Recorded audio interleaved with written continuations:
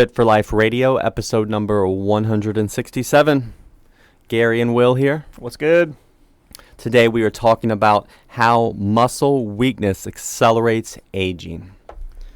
It's a deep dive. Learning really in the last decade. It's becoming quite obvious the benefits of strength as we age. Like we talked about before, resistance training, increasing strength has always been seen as like this thing you do in your 20s to build bigger muscles and to just look good and be an athlete. And why do that stuff if I'm outside of that window? When in reality it's probably even more important as we age. It is, man. For reasons that have nothing to do with our aesthetics. And this is more confirmed.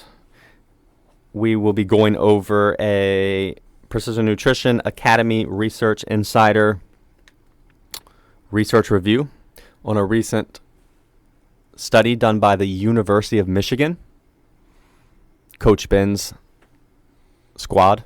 Were you going to say alma mater? Yeah. They may not be able to win the football national championship. Oh, God, man. But they're pumping out these studies. You got to do something, right? And the headline of their press release for their new study was, Is weakness the new smoking? It's juicy. I love how they always use, like, smoking as, like... Yeah, well, think about it. Smoking... For so long. At one point, it was, hey, this is good for you. Yeah. And then they're like, nah, this is actually bad. And we look back on smoking now. Oh, man, yeah, we were kind of... Yeah, like we missed the mark on this. We were kind of wrong, right? So, same thing. And now they're really connecting the dots to weakness being a main problem. And specifically with this, something that now everyone does care about, because there's $1 billion industry of anti-aging. Yeah. Creams, lotions, just surgeries. Potions. And most of it's bull hockey. Yeah, it's crap. But guess what? Actually, there's some things, though. May be the closest to anti-aging being strong. Yeah. All right, so... And we're not talking like you're not being like Arnold Schwarzenegger or pro weightlifter strong. Just like general strength. Yeah. Really, and this is what we'll get into. And as you'll hear, as you listen, the mechanisms at play are still not understood, but there's very strong correlations now. And we do know, so what is aging? It happens on the cellular level. Yeah. Our body's always regenerating our cells. Over time, it basically gets less efficient at that. Yeah. Can't do it as well. You know, there's a thing called we have our biological age. No, excuse me. We have our chronological age, which is how long we've been on the earth. Yep, our date since we were born, and then we have our biological age. All right, how old we look, feel, and perform. And scientists use DNA to assess our age acceleration, which is how fast your cells are aging. So they take a little peek and see, like, well, how well are these babies working? And in the review, they talk about how this is a good analogy. You can think of it as kind of your DNAm methylation as grains of sand in the gears of life. And as those gears grind down, your body slowly loses its ability to fight off pathogens and repair damaged tissues. So that makes sense in the sense of aging. You just slowly your body's being chipped away over time is basically what it is. Yeah. And that's inevitable. But you can slow it down. Slow that down, right? And they wanted to find a correlation, something to help with this, to measure this. And one that came about was our grip strength. Now, and I've seen some other studies on this, and then people take it to where, like, well, let me just train my grip, right? And it's like, that's not It's probably not specifically like your grip strength. No. But it's an indicator of overall strength across the whole system. Exactly. People who are overall weak, don't have strength or anything, they're going to have weak grip strength. Yeah, and generally people that do a lot of physical things, their grip strength will be stronger just because they're generally active. Yeah, so it's a strong correlation. And it's a very simple test, which is cool too. Yeah, it's cheap. It's easy. Someone just brought one in at our gym. I know. I want to do it. And now the key too is, because I've seen videos of people doing this online, like the TikTokers. It's like, hey, they'll be at a club at 4 a.m. Let's test your grip strength. And then of course, people are standing. They get a power stance. But technically, if you're doing this and you're tracking it, the rules, quote unquote, are you want to be sitting down. Yep.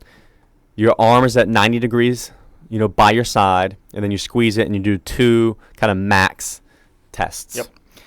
But anyways, so yeah, that's why it's great. It's cheap. It's easy. Anyone can do it. It does have a strong correlation. So yeah, it's a great indicator. Now, how the study worked was the University of Michigan. They recruited 1,275 participants from their long-running health and retirement study. Ooh. The participants' average age was 70. And the average age was 70 at the time of the final data being collected. Mm-hmm. Their average BMI, body mass index, was 29. Okay. Most were white and married, and more than half had some college education. And they used 3 different biological clocks to kind of seek out the connection between grip strength and the rate of aging. And it's like basically fancy stuff, fancy DNA scientist stuff. The 3 different things. Probably not stuff that we don't know about.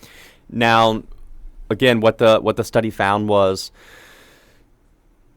the higher the participants' grip strength, the slower they were aging at the cellular level.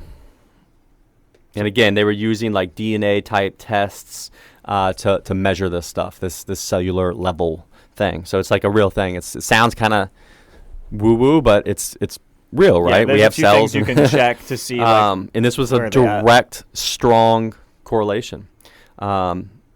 Essentially, those with the least strength were aging the fastest. Those with the most strength were aging the slowest on a cellular level. Yeah.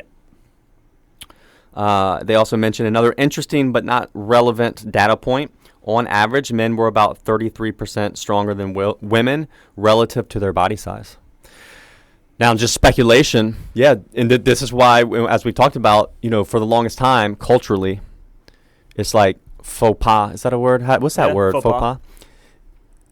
For women to work out and do quote unquote manly things and strength and all. They're supposed to stay like very thin and long and lean, or whatever the terms they use. And lo and behold, as women age, they have higher rates of osteoporosis. They have faster cellular aging because they don't do strength promoting stuff. And think about the generation that was tested too. Like they were the generation that grew up with like you shouldn't work out, and so it doesn't surprise me. So just speculating from the data, you can say, hey, that's probably because men do more strength engaging stuff over their lifespan. Yeah.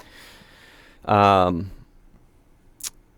again, the thing is, so that is clear that this correlation. What is not clear is the specific mechanisms involved, right? So why exactly does being stronger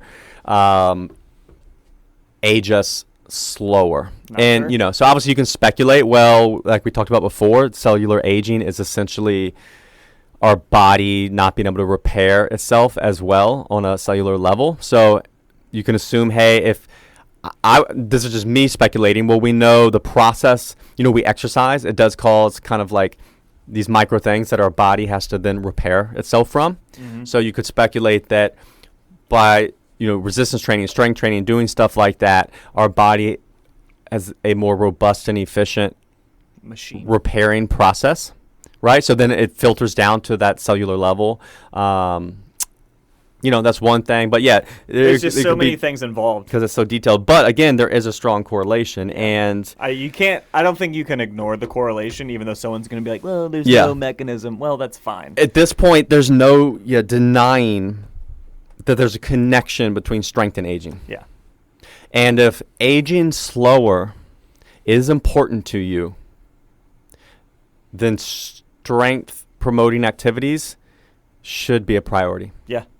And we've gone over the basics before too, like 2 times a week, Like, even if you're just doing that, you're making huge waves in the sense of slowing things down. It's not like you got to become a bodybuilder and train 5 days a week. Just 2 days a week of some resistance type training, whatever that may be for you, and it's going to help a lot. Yeah. Essentially, you should do what it takes to build and maintain muscle strength. That's it in a nutshell. And this is where you have to accept that there's only so much. This is what we see in that hurts to watch in the fitness industry is maybe some people see strength training as like, well, I'm gonna do this because I'm bored with my, jazzercise or this, but then they bounce around. But the reality is, if say you do strength training for 2 years and you get stronger and then you get bored and you go do something else, there's nothing else that gives those same benefits, and you will lose those strength. benefits. The real reality is you're going to do it. It works. What gets you there keeps you there. So then you're going to essentially, if you just then say you build this baseline level of strength, you're dumbbell pressing 50-pound dumbbells and, doing this and that, then essentially you just need to keep doing that for the next 10, 20, 30, 40 years. And if you just never made any more progress, but maintain that baseline of strength. Like, that's huge. That's how you maintain your strength. Yeah. And ensure it, because it's trackable, it's progressible.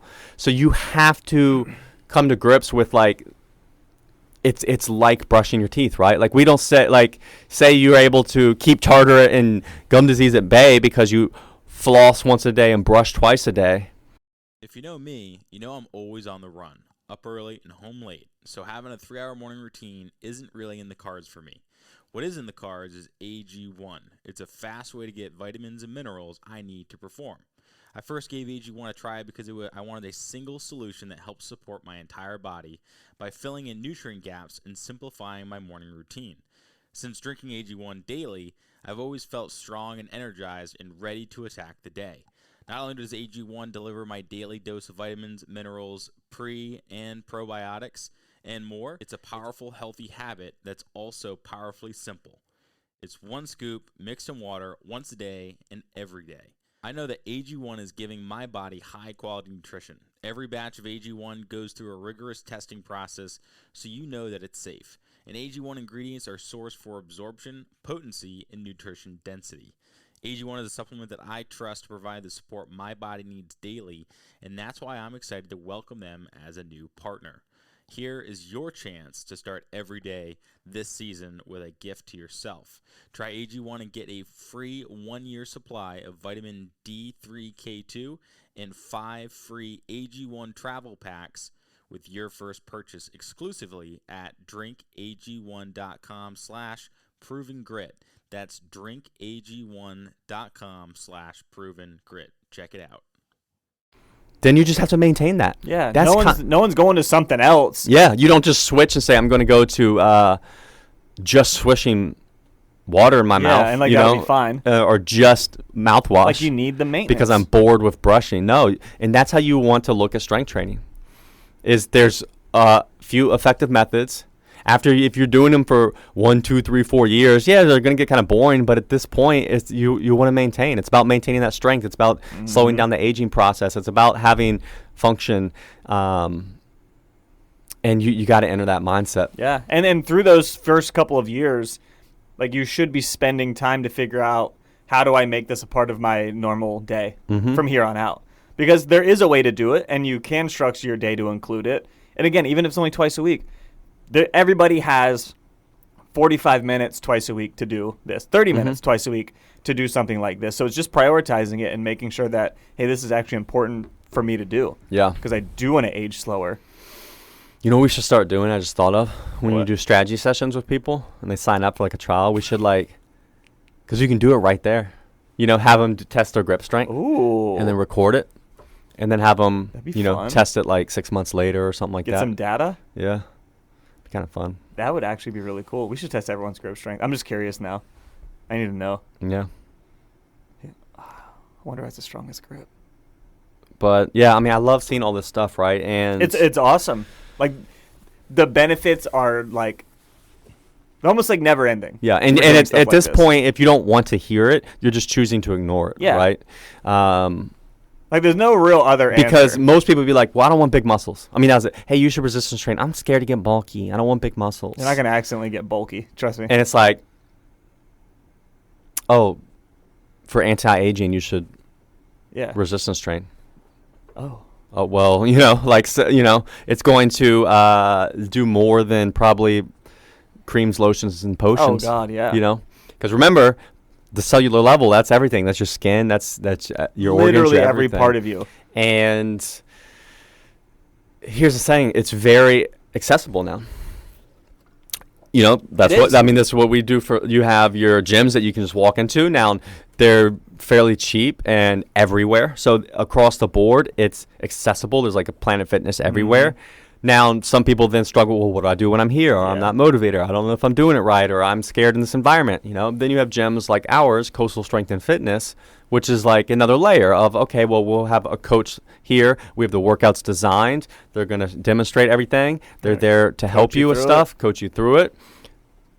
And that was essentially our motivation for Coastal, like as a business, is, hey, we want to create an environment that facilitates resistance training for people who fail with it On their own. being able to consistently stick with it and do it. And those are generally the people that show up. Yeah. And then even on top of that, then you have personal training, right? Maybe then the group atmosphere is still a little overwhelming, not enough one-on-one attention. You have a personal trainer to walk you through every single set, rep, count it for you, just for you.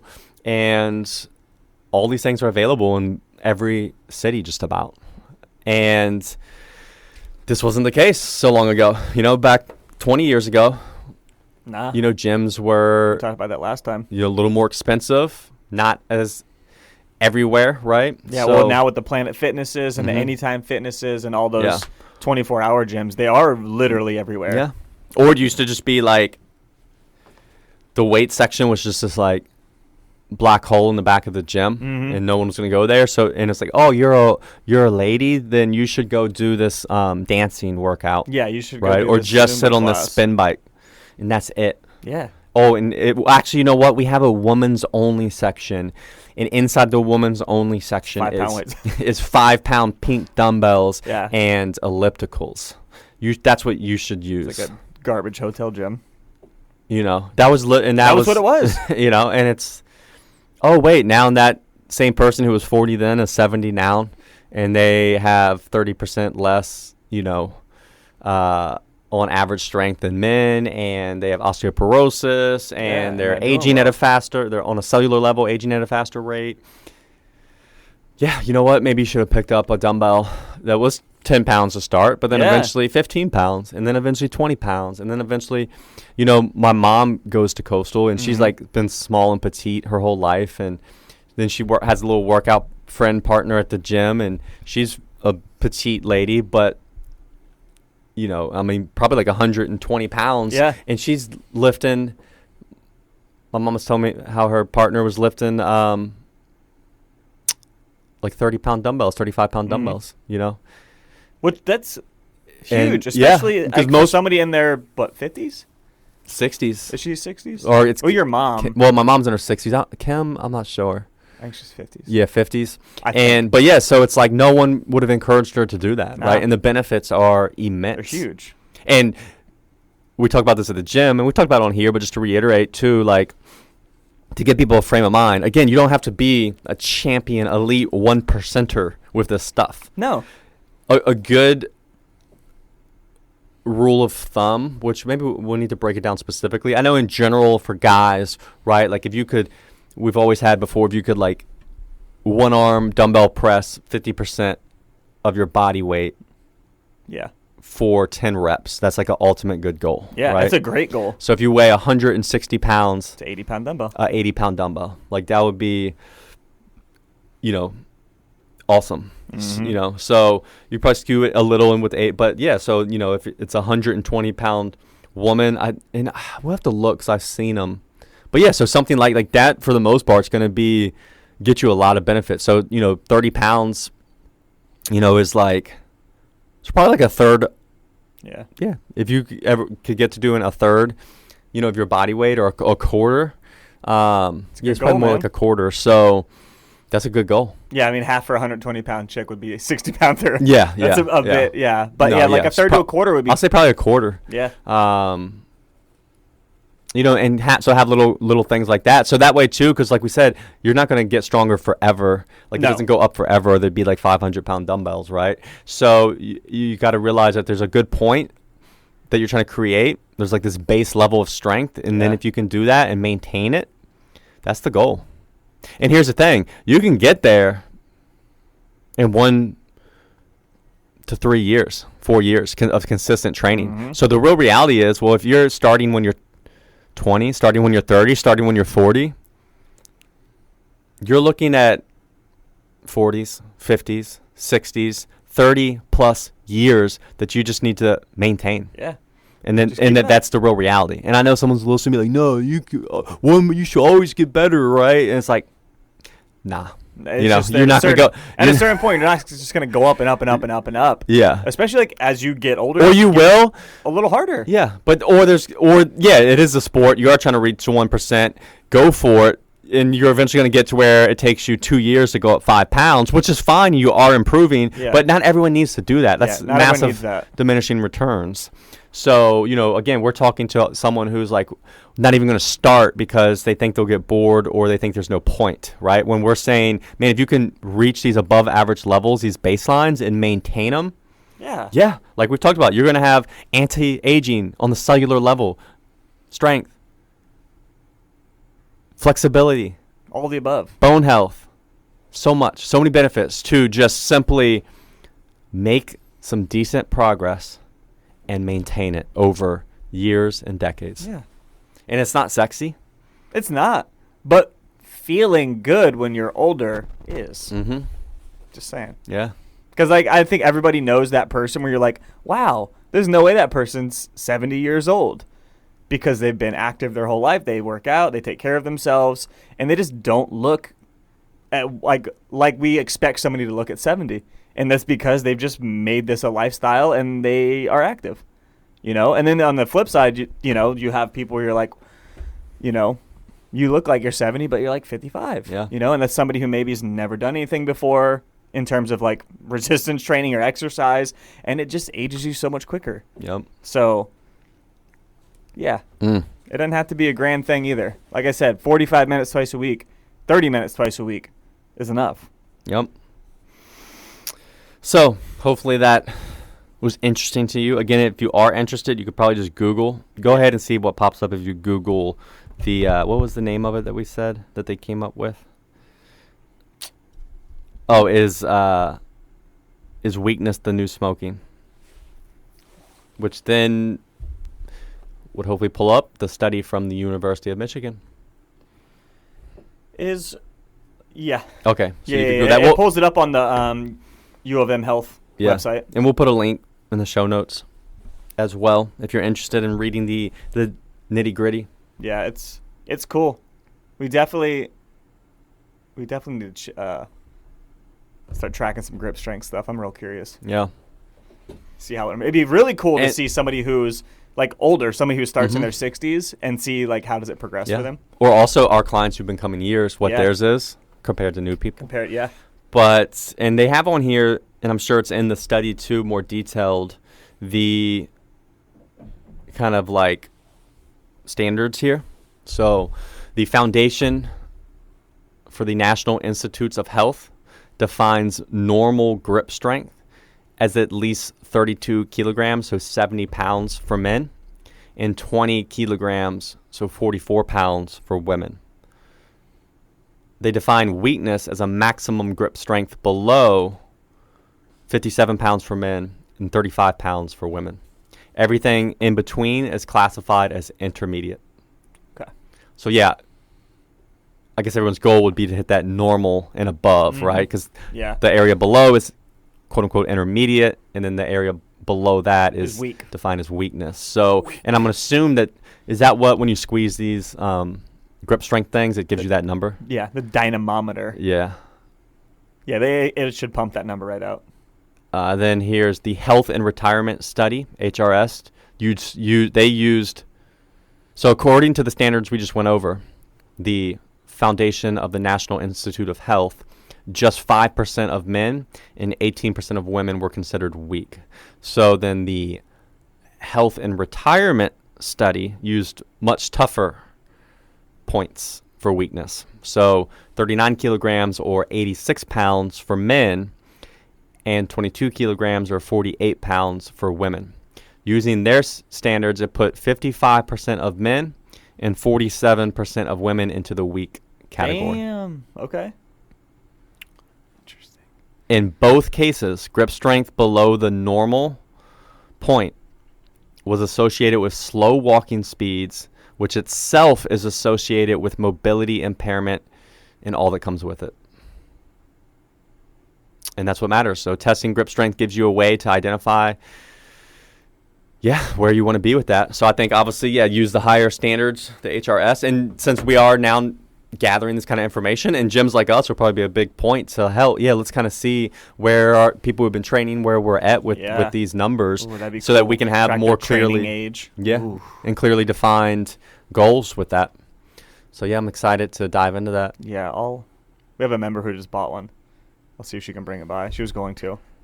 And we could, get a little baseline. Hey, get a grip strength board. Yeah.